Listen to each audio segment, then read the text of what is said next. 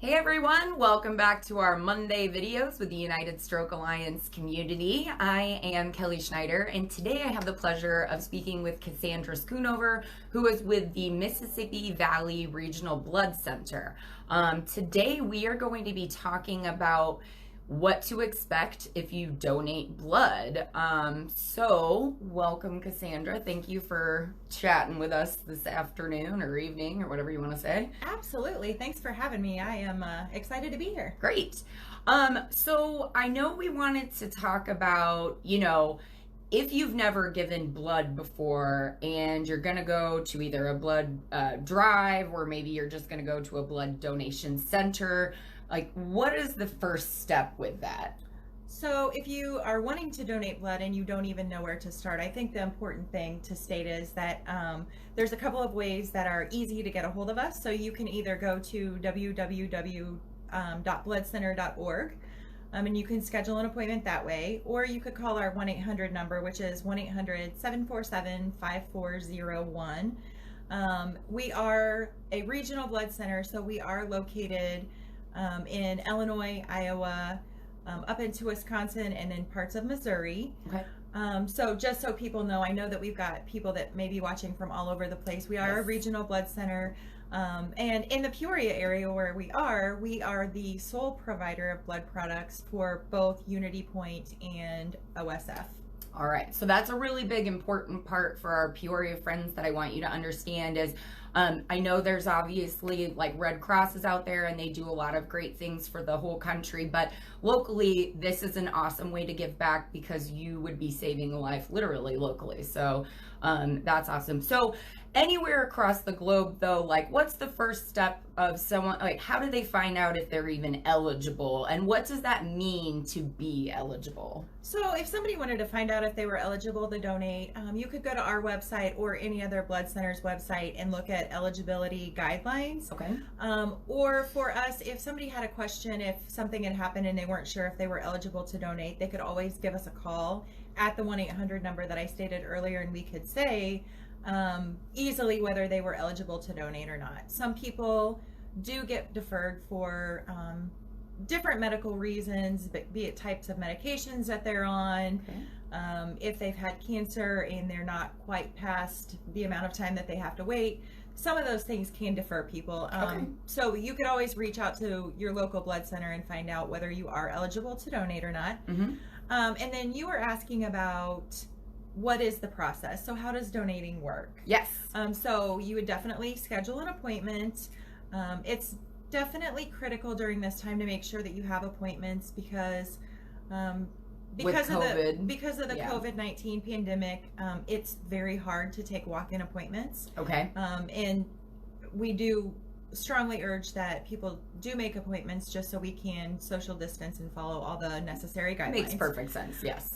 So once you have an appointment, you have a scheduled time, you're going to go to the blood drive or the donor center that you've scheduled an appointment at, and you're going to do registration.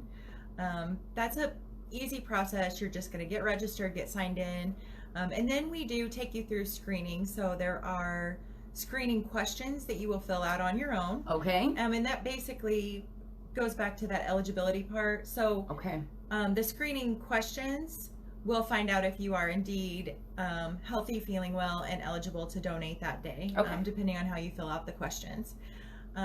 During screening, then once you've got the question portion done, you would go back to where we do kind of like a mini physical. So we check for things like blood pressure, heart rate, temperature, and then hemoglobin to make sure your iron level is high enough to where you can donate. Okay.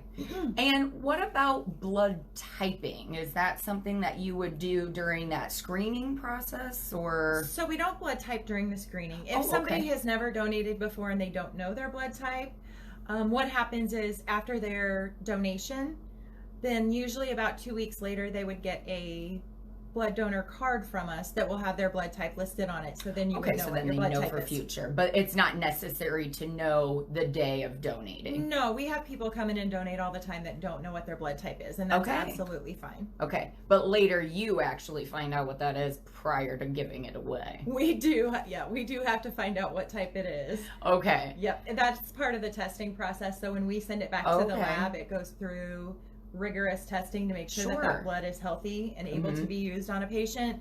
And that's one of the things that we have to find out is what the blood type is so we can give it to the right patient. Okay, great.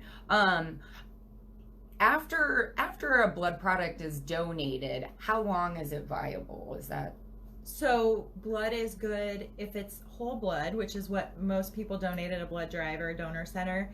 That blood product is good on the shelf for 42 days. okay? Awesome. And so you said there's whole blood, which is more commonly donated. Mhm. What else would be potentially donated? So at a blood drive, the most common are going to be whole blood or double red donation. Okay. So the whole blood is simply that we take 1 pint of whole blood, and that's the donation. On a double red, it's a different type of machine that we use. It does pull out all components.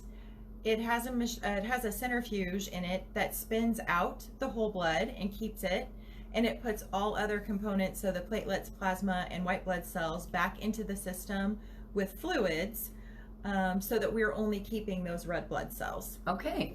Awesome. You can also, at a donor center, you can donate platelets, you can donate plasma, but most of the time at blood drives, you're just going to do a whole blood donation or a double donation. Okay. And how many people might one donation save? You said the 1 pint that we donate. How many people could that save there? So it can save up to 3 lives. Wow. That's awesome. Like that is a lot of impact for one person to donate and be able to save 3 lives. That's awesome. Yeah, the whole process from start to finish when you walk in and register to the time that you walk out is typically an hour or less. So if you think about an hour of your time and it being able Wow. to impact 3 lives, up to 3 lives, that's pretty That's strong. huge. That's huge. Okay, so they come in, they get screened, they donate, and then what? So after donation, and the whole process, once you get past screening and you are on the bed and you're getting ready to donate, the donating process itself is about 10 minutes. Oh goodness. So it doesn't take very long for the donating itself. And then afterwards, The scary part. we send you over to the canteen to get a drink, get a snack, hang out with us for about 10 minutes, and then Just to make sure you're feeling just to make sure Okay. you're feeling well after you donate. Yeah. And then we send you on your way. We Wow. thank you for coming in and saving lives with us, and we let you go. Wow, that is awesome. That is awesome. So, and usually if we're looking for like locally blood drives, I mean that you advertise those a lot on like Facebook and other social media platforms. We do. So Okay. we put many of our blood drives you could find on Mississippi Valley Regional Blood Center's Facebook page. Oftentimes the place that's doing the blood drive will also post things Okay. either on their internal sites, externally, so you could find things on their websites, but you can also find all of our drives, if they're open to the public, would be on the bloodcenter.org website. Okay, awesome. That is excellent. Thank you so much for sharing that information with us today. I think hopefully if you've never given blood, you feel a lot more confident about the process. I know I talk to a lot of people all the time because unfortunately I'm not eligible to give blood. So I push for other people to be able to do it often because, you know, like you said, that's such a huge impact for such a short amount of your time.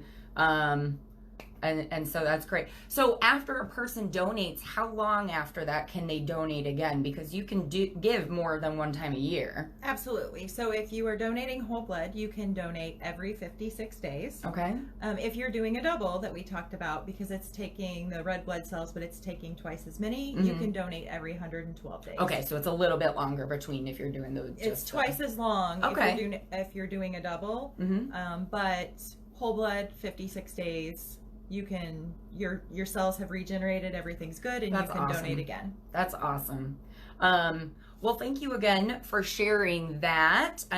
Hopefully you'll see things for local blood drives around you, and that you'll feel inspired and encouraged to go donate now after learning a little bit from listening to Cassandra. But thanks again for tuning in. Thank you so much again, Cassandra, for being with us. Thank you for having me. All right, we'll see you next time, everybody. Take Hey, guys. care.